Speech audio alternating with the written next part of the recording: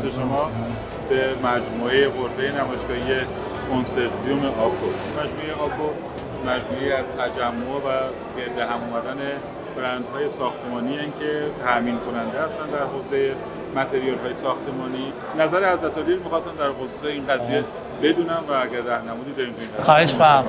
خیلی خوشحالم. تبریک عرض می‌کنم خدمت شما همکاران محترم. واقعا وقتی که من مجموعه این خوبی رو تحت عنوان آکو دیدم و برندهای بسیار معتبر، خوشنام و کاملا حرفه‌ای رو در کنار هم چیدمان انجام دادیم، به نظرم مثل یک کار بزرگی، چون ما ایرانی‌ها عادت نداریم به شکل کار کنیم و معمولاً فضاهای تجاری بیشتر فعالیت‌های انفرادی است و اینکه یک جمع فرهیخته با برندهای خوشنام به این نتیجه رسیدن که دور هم جمع بشن و منافع مشترک برای خودشون تعریف کنن، به نظر من اولین اقدام برای کسب افتخار هست که این کار در وسط تیم شما و مدیریت شما و بقیه دوستان انجام شده.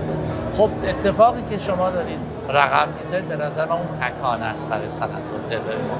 یعنی به صنعت هتلداری ما این نوید رو میدید که اگر بحران‌های مالی دارید، اگر مشکلات در واقع اجرایی دارید توی پروژه هاتون، ما در کنارتون قرار میگیریم و میتونیم با شکل‌های مختلف مثل تعادل، LC و SCF و مواردی از این قبیل ها رو به نتیجه برسونیم. ما میتوانیم امیدوار باشیم با شکل‌گیری یک برندهای خوشنام و کنسرسیوم‌های این چنینی ما خالق اصلا یه برندهای معتبر بین‌المللی باشیم، چون وقتی این توانایی در طی این در واقع هم‌اندیشی و هم‌افزایی به وجود اومده، میتونید پروژه‌های بین‌المللی رو هم هدف بگیرید.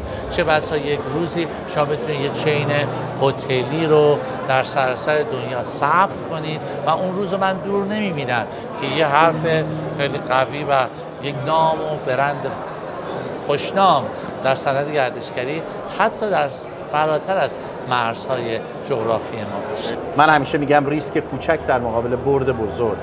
اعتقاد خود من اینه که در زمانی بسیار موفقم که اگر من این ور این تجارت باشم، احساس کنم که اگر گروهی میخوان این ور به من این سرویس رو بدن، انقدر حال منو خوب کنن. میدونید ما در این بخش از کشور، در این بخش از روزگار و زمانمون متاسفانه خیلی اعتقاد به کار خدماتی نداریم.